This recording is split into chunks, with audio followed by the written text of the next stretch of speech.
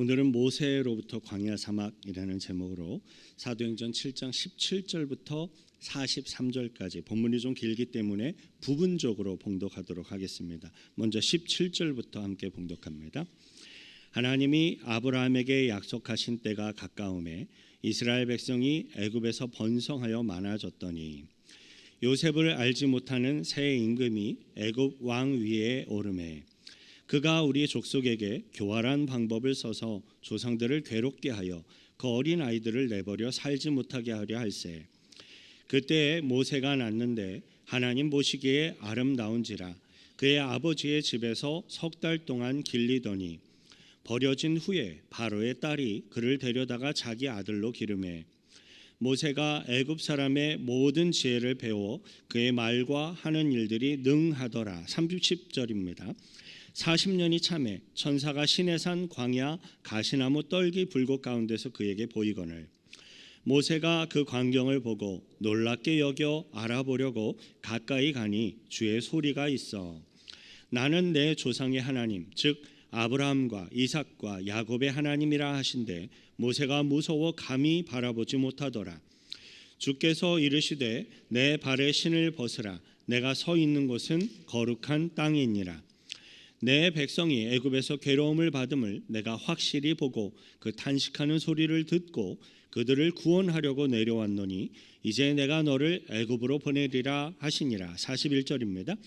그때 그들이 송아지를 만들어 그 우상 앞에 제사하며 자기 손으로 만든 것을 기뻐하더니 하나님이 외면하사 그들을 그 하늘의 군대 섬기는 일에 버려두셨으니 이는 선지자의 책에 기록된 바 이스라엘의 집이여 너희가 광야에서 40년간 희생과 제물을 내게 드린 일이 있었느냐 몰록의 장막과 신 레판의 별을 받들었으며 이것은 너희가 절하고자 하여 만든 형상이로다.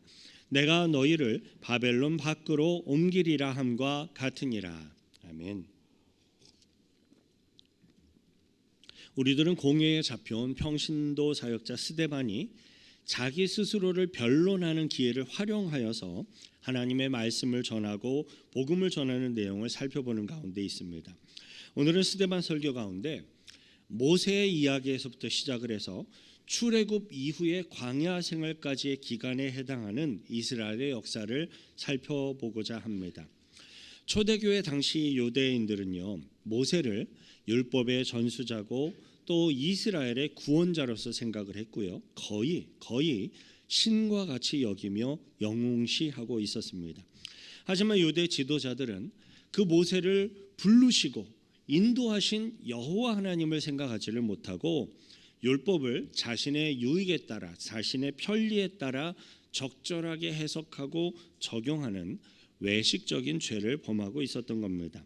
이에 스데반은 이스라엘에 흘러오는 그 역사 가운데 모세를 통하여 구원 역사를 이끌어 오신 하나님, 그 하나님의 은혜를 증거함으로써 예수 그리스도에게까지 이어지는 하나님의 구속의 섭리를 설교하게 됩니다. 저와 여러분들은 예수 그리스도를 예표하고 있는 모세 그리고 이스라엘의 역사를 살펴봄으로써 하나님의 구속의 섭리를 깨닫고 그 주님을 예배하게 되시기를 축원드립니다.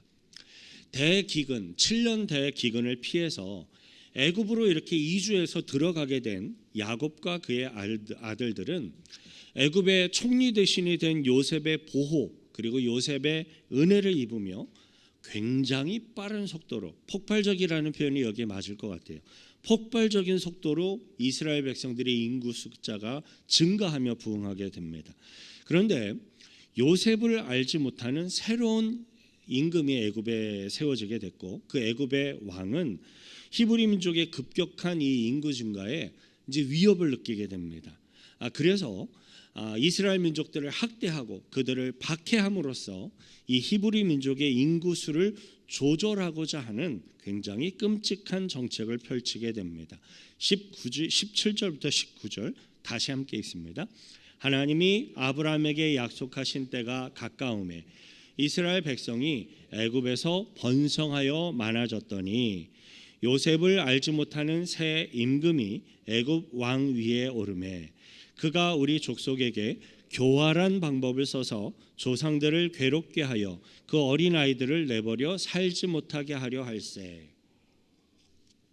방금 읽은 본문 19절에서 교활한 방법이라는 표현으로 설명되어 있는 유대 민족에 대한 애굽의 끔찍한 학대와 박해에 대한 자세한 내용이 출애굽기 1장에 나와 있습니다.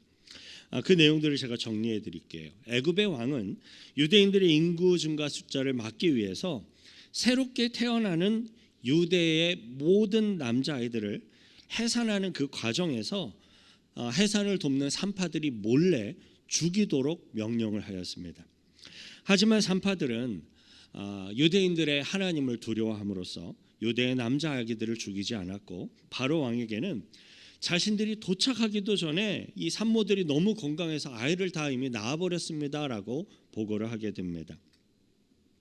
애굽의 왕은 유대 남자 아기들을 몰래 죽이려는 자신의 뜻이 제대로 진행되지 않으니까 이제는 어쩔 수 없이 군대를 동원해서 공개적으로 새로 태어나는 유대의 모든 남자아이들을 전부 다 나일강에 던져서 죽이도록 명령을 합니다. 나일강에 던져서 악어밥이 되게 하라라는 겁니다.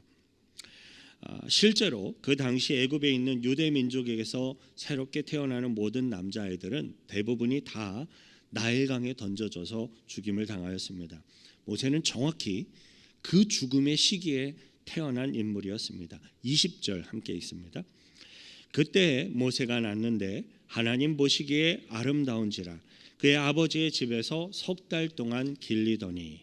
모세의 부모들은 태어난 그 모세를 그냥 죽도록 내어줄 수가 없었어요. 그래서 모세의 탄생을 철저하게 숨기면서 3개월 동안 집 안에서 비밀리에 양육을 하게 됩니다. 하지만 여러분, 100일을 맞이하는 모든 아기들이 그렇듯이 모세의 울음소리는 우렁차게 커졌고 아이의 출생을 숨기는 것은 더 이상 불가능해지게 되었습니다.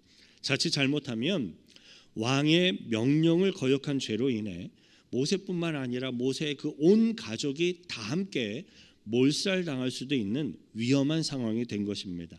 결국 모세는 어쩔 수 없이 역청을 바른 본드 발랐다고 생각하시면 돼요. 방수 재료를 바른 그 갈대 상자에다가 모세를 담아서 나일강에 결국엔 버려지게 됩니다. 근데 이 모세의 누나는 그 모세의 갈대 상자가 이렇게 둥둥 떠내려가는 것을 계속해서 따라가며 끝까지 지켜보고 있었습니다. 너무 가슴 아팠을 것 같아요. 그리고 그때 하나님의 구원의 섭리와 은혜 가운데 놀라운 기적이 일어나게 돼요. 21절, 22절 함께 읽습니다. 버려진 후에 바로의 딸이 그를 데려다가 자기 아들로 기르매 모세가 애굽 사람의 모든 지혜를 배워 그의 말과 하는 일들이 능하더라. 도약이 너무 심해서 제가 조금 설명을 드릴게요. 21절의 내용은 출애굽기 2장에 보다 더 자세하게 기록이 되어 있는데요. 애굽 왕, 그 당시 애굽 왕에게 딸이 있었는데 때마침 그 애굽의 공주가 나일강에 목욕을 하려고 신하들을 대동을 하고 나일강으로 목욕을 하러 나왔다가 때마침 모세의 이 둥둥 떠내려가는 갈대 상자를 발견을 하게 되고 그것을 열어보게 되는데 뚜껑을 여니까 애가 물도 들어오고 차갑고 그러니까 당연히 울었겠죠. 울고 있는 그 모세의 얼굴을 보고 불쌍하게 여겨서 그 모세를 양자로 삼게 됩니다. 그런데 여러분, 끔찍한 죽음의 시기, 태어나는 모든 남자 아이들이 다 나일강에 버려지는 그 죽음의 시기에 정확하게 태어나서 어쩔 수 없이 나일강에 버려진 모세가 때마침 목욕을 하러 나온 애굽 나라의 공주에게 구원을 받아서 어떻게 양아들이 될 수가 있습니까? 이 내용은 마치 소설 같은 꾸며낸 이야기처럼 들려지기도 하지만 살아계신 여호와 하나님께서 행하심으로써 실제로 이루어진 분명한 역사적인 기록이라는 것을 기억하시길 바랍니다. 출애굽의 내용을 보면요, 이 내용에 대한 더욱더 놀라운 사실들이 기록되어 있는데요. 모세의 누나가 갈대 상자가 이렇게 둥둥 떠내려가는 것을 끝까지 지켜보고 있었어요. 그런데 때마침 저 멀리서 애굽의 공주님이 모세를 불쌍히 여기는 것을 이 누나가 지켜본 거예요. 그것을 보고 이 모세의 누나는 그 기회를 놓치지 않고 달려나가서 아이를 젖먹일 유모가 필요하십니까? 라고 당돌하게 물었어요.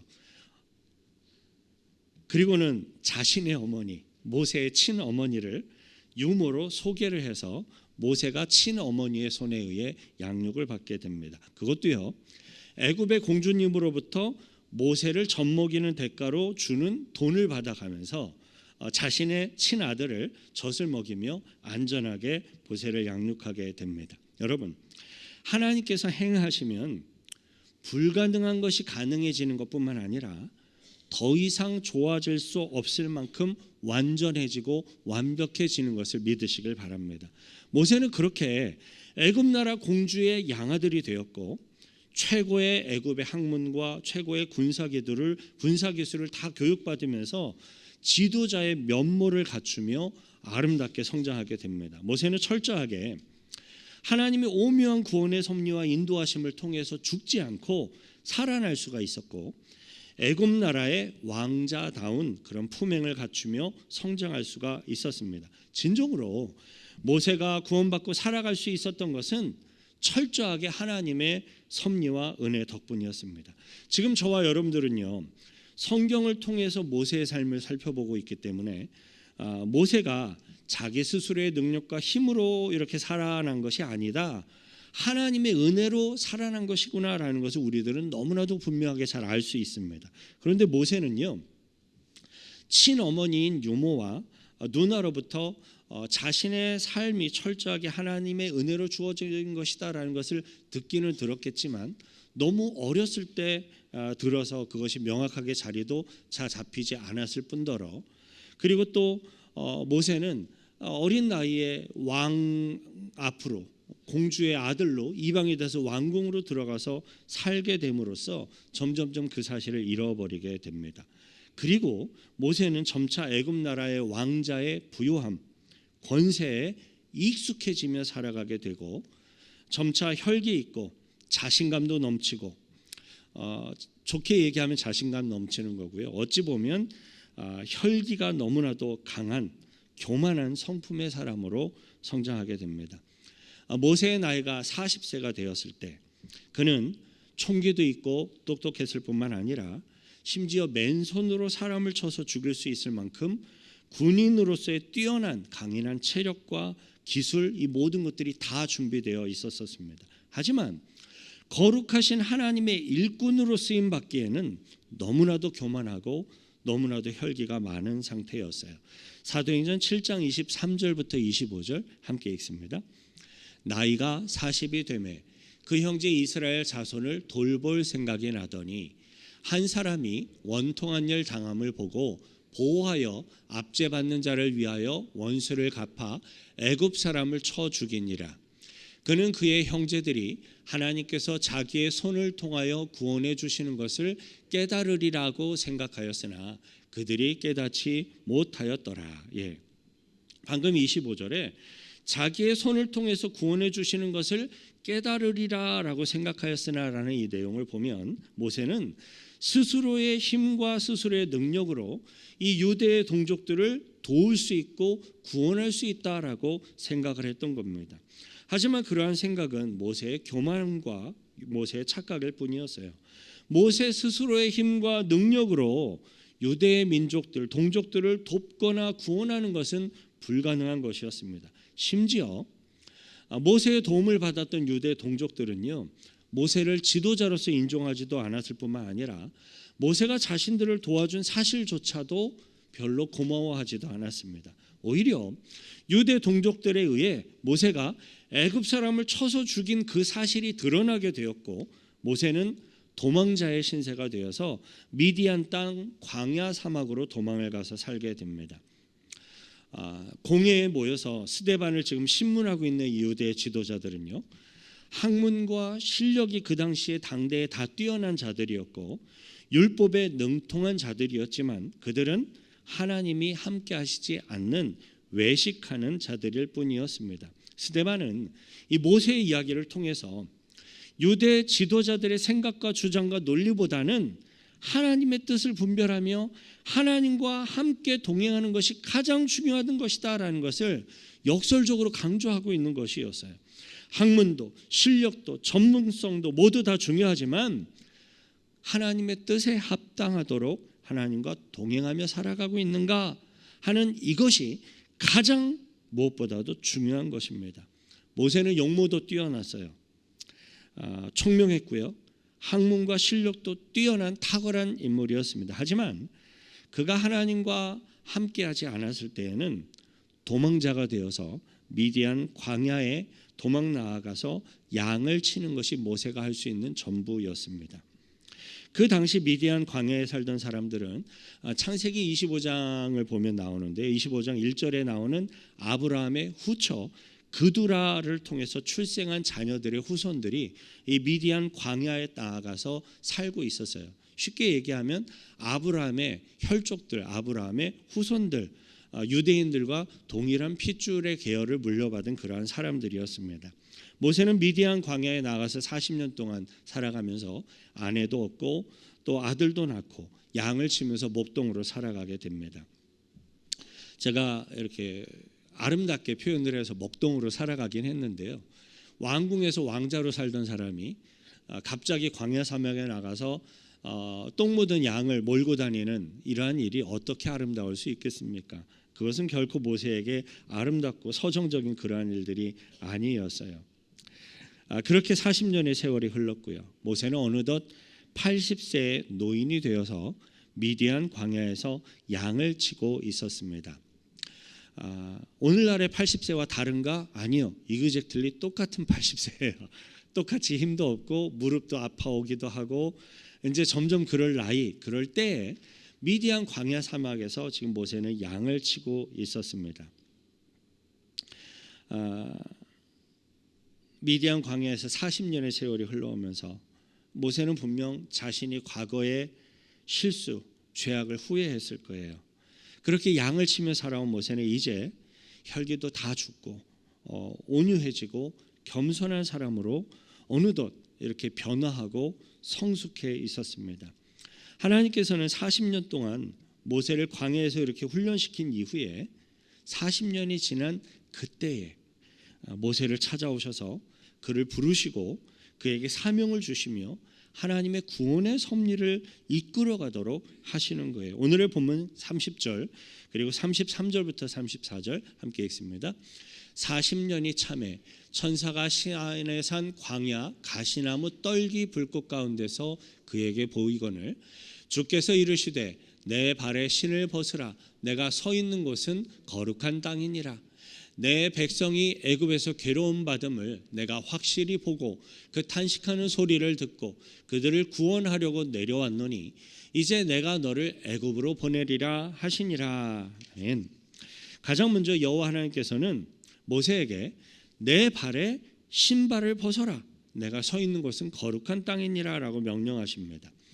그때 당시에 모세가 양을 치는 일을 하고 있던 중이었다라는 이 상황을 생각해 본다면 모세가 그 상황 속에서 자신의 신발을 벗고 엎드리는 것은 그 당시에 모세가 할 수 있는 최선의 겸손과 최선의 경건의 모습을 다하는 그러한 모습이었습니다.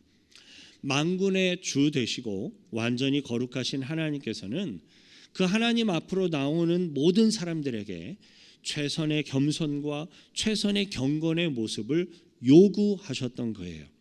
이러한 하나님의 요구는 오늘날 저와 우리 모든 성도들에게도 역시 동일한 것임을 믿습니다. 물론 각 시대에 따라 상황에 따라 다양한 변화의 모습이 있을 수는 있지만 하나님께로 나아가는 우리들에게 요구되는 겸손하고 겸허한 경건한 마음 자세와 몸가짐은 항상 동일합니다. 왜냐하면요, 하나님은 온 우주와 이 세상의 모든 존재로부터 경배받으시기에 합당한 존재이시기 때문에 그렇습니다. 최선의 겸손, 최선의 경건의 모습으로 엎드려 경배하는 모세에게 하나님은 비로소 사명을 주십니다. 놀랍게도요, 하나님께서 80세 된 노인, 그것도 양을 치는 모세에게 그 당시 전 세계 최고의 강국이었던 애굽의 왕 바로의 손에서부터 이스라엘 백성들을 건져내라, 구원해라라고 명령을 하시면서 사명을 주신 겁니다. 이것은 모세가 겸손했고 경건으로 잘 훈련이 되었다 할지라도 모세가 아무리 고민하고 연구하고 생각을 해보아도 완전히 불가능한 것이었습니다.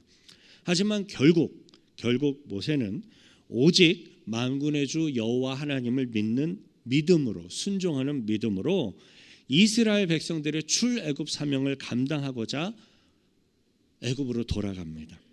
모세는 여호와 하나님으로부터 부름을 받았고요, 여호와 하나님으로부터 세움을 받았고 하나님의 명령을 대언하는 하나님의 대사로서 애굽에 있는 이스라엘 백성들에게 나아간 것이 매우 분명한 사실이었습니다.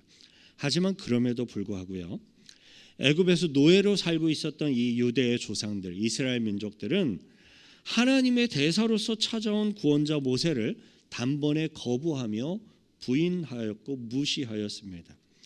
그러한 이스라엘의 역사, 하나님의 음성에 대해 부인하고 거부하고 무시하는 이스라엘의 역사는 예수 그리스도를 전하는 스데반이 공회에서 유대 지도자들로부터 무시를 당하고 추궁과 죽음의 위협을 당하는 것과 굉장히 비슷한 상황이었습니다.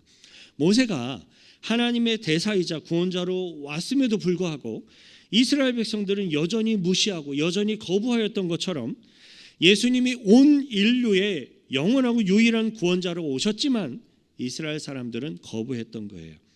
이러한 이스라엘 백성들과 유대 지도자들의 어리석음, 그들의 죄악을 스데반은 다음과 같이 이스라엘의 역사를 활용해서 비유적으로 지적하며 이야기합니다. 35절에서 38절에 함께 있습니다. 그들의 말이 누가 너를 관리와 재판장으로 세웠느냐 하며 거절하던 그 모세를 하나님은 가시나무 떨기 가운데서 보이던 천사의 손으로 관리와 속량하는 자로서 보내셨으니 이 사람이 백성을 인도하여 나오게 하고 애굽과 홍해와 광야에서 40년간 기사와 표적을 행하였느니라. 이스라엘 자손에 대하여 하나님이 너희 형제 가운데서 나와 같은 선지자를 세우리라 하던 자가 곧 이 모세라. 시내 산에서 말하던 그 천사와 우리 조상들과 함께 광야 교회에 있었고 또 살아있는 말씀을 받아 우리에게 주던 자가 이 사람이라. 애굽에 있었던 유대 조상들은 모세를 거부했지만 모세는 일찍부터 훨씬 이전부터 성경에 예언된 하나님의 선지자였고 큰 능력과 큰 권세로 하나님의 말씀을 직접 이렇게 전달해 준 바로 그 사람이었다라는 겁니다. 마찬가지입니다. 스데반은 예수님이 성경에 일찍이 예언된 진정한 메시아인데 이스라엘 백성들과 온 유대 지도자들이 그 메시아를 무시하였고 죽였고 거부하고 있다는 사실을 비유적으로 성경의 과거의 이스라엘의 역사를 빗대어 이야기하고 있는 것이었어요. 이러한 관점에 있어서요, 성경이 기록해 보여주고 있는 모세는 진정한 구원자 예수 그리스도를 이렇게 예표하며 보여주는 대표적인 인물입니다. 예수님이 큰 권세와 수많은 기적으로 메시아 되심을 친히 몸소 보여주셨는데도 불구하고 이스라엘은 예수님을 거부했고 십자가에 못 박아 죽였습니다. 심지어 죽으셨다가 사흘 만에 부활하신 예수님이 친히 수많은 사람들에게 부활의 몸을 보이며 증거하셨는데도 역시 불구하고 이스라엘 백성의 지도자들은 여전히 회개하지 못하고 외식적인 탐욕에 빠져 있는 것입니다. 모세의 때도 그랬어요. 모세의 때에도 이스라엘 백성들이 똑같이 그러했습니다. 모세가요, 하나님의 뜻에 따라 10가지의 재앙을 일으키고 홍해를 가르는 기적을 일으키면서 이스라엘 백성들이 출애굽을 하였고 그들을 구원하였습니다. 그랬는데도 불구하고 이스라엘은 또 다시 우상을 만들고 섬기는 죄악으로 돌아가 버렸어요. 본문 40절 41절 함께 있습니다. 아론더러 이르되 우리를 인도할 신들을 우리를 위하여 만들라. 애굽 땅에서 우리를 인도하던 이 모세는 어떻게 되었는지 알지 못하노라 하고 그때 그들이 송아지를 만들어 그 우상 앞에 제사하며 자기 손으로 만든 것을 기뻐하더니. 하나님께서는 이렇게 범죄한 이스라엘 백성들에게 단번에 그들을 진노하셔도 합당할 하나님께서 그들에게 또다시 용서의 기회를 주세요.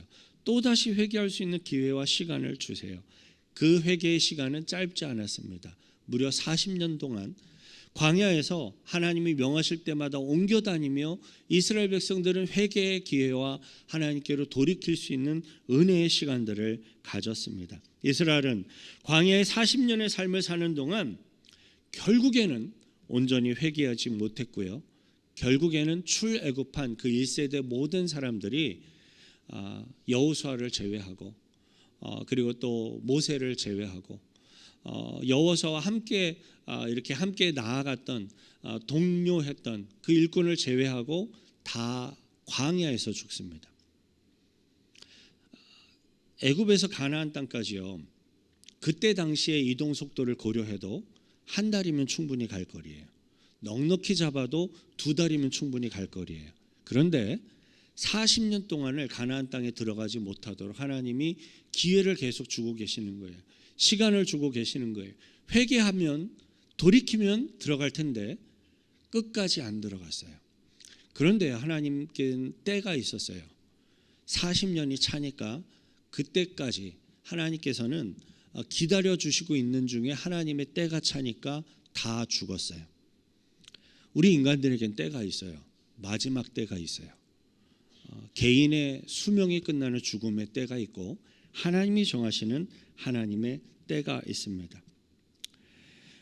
하나님께서 허락하시는 구원의 기회와 은혜와 시간이 주어졌는데도 끝까지 회개하지 못하고 믿음으로 나오지 못하는 자들은 결국에는 심판에 처할 수밖에 없습니다.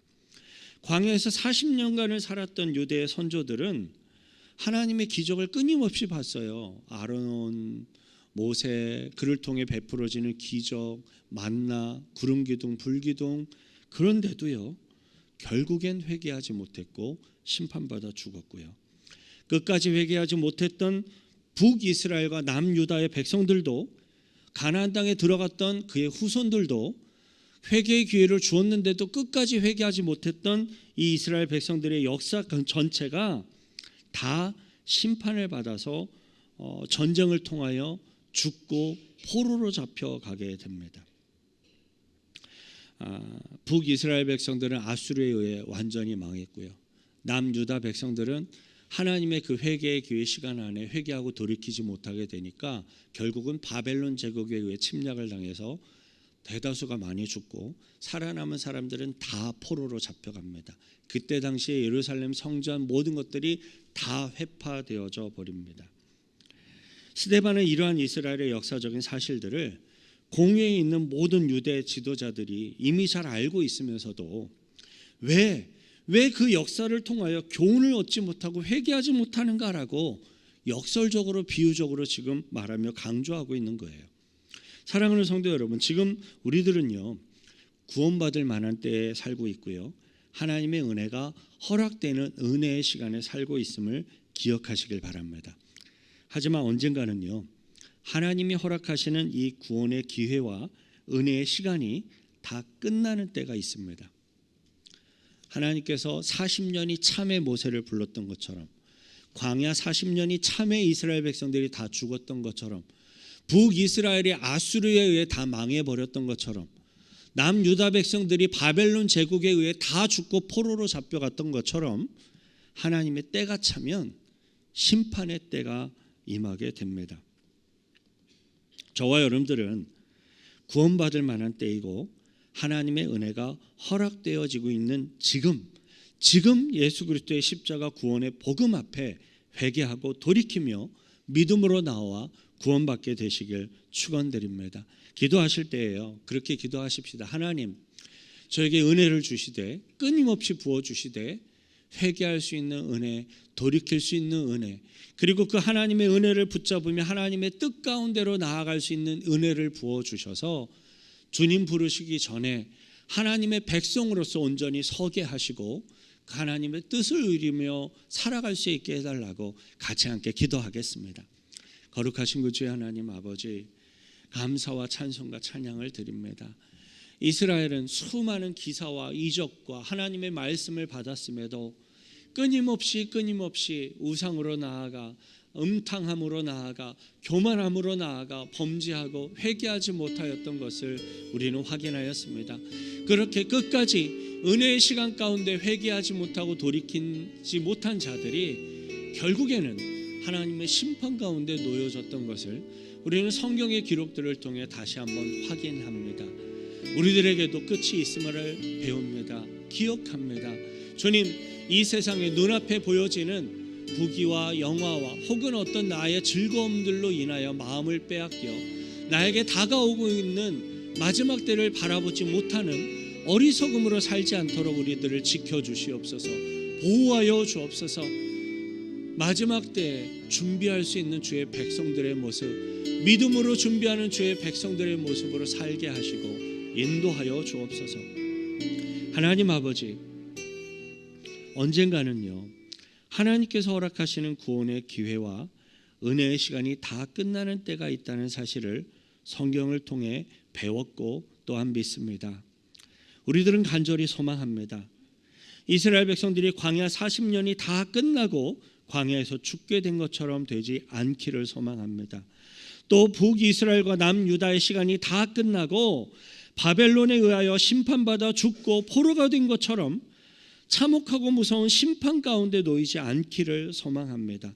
오직 구원받을 만한 때이고 하나님의 은혜가 허락되고 있는 지금 예수 그리스도의 십자가 구원의 복음 앞에 회개하고 돌이키며 믿음으로 나와 구원받는 주의 백성들이 되게 하옵소서. 우리를 구원하신 예수 그리스도의 이름으로 기도하옵나이다. 아멘. 은혜를 베풀어 주시는 주님의 그 크신 은혜 앞에 감사의 박수로 영광 돌려드리겠습니다. 아멘.